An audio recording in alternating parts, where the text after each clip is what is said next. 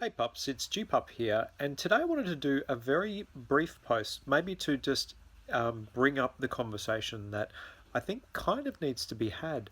And this week, apart from the excitement of all of the people enjoying Pokemon, there's been a number of posts, both from pups and from handlers, talking about what is essentially dysfunctional behaviour between pup and handler.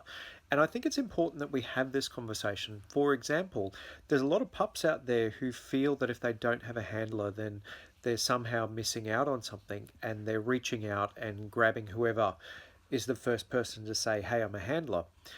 And there was also a post from a handler who was saying, "I've got this pup, it's over long distance, but there seems to be an ongoing issue that every time I go to visit them, and the person goes out of their way to visit them, and then suddenly the person's not available and they're not that interested." And it just sounds to me like that there's dysfunction going on in this relationship. And that's an important thing to note, that between a pup and a handler is actually a relationship, and it should be treated that way. So, pups and handlers, I really would like to recommend that it's important that you have a clear channel of communication between you both, and an ongoing channel of communication where you talk about what you actually want to achieve.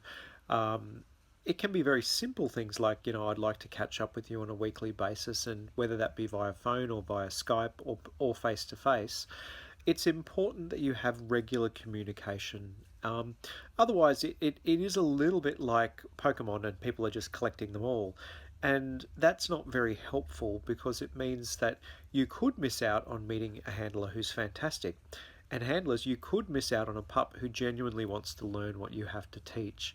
So there's a few additional trainings that I like, in particular how to meet a new pup, and also how to meet handlers, and how to recognize dysfunction between the two over at the PupSafe project. And I'll pop some links below for those. But yeah, I just think it's important that, guys, let's not treat pups or handlers like highly collectible Pokemon.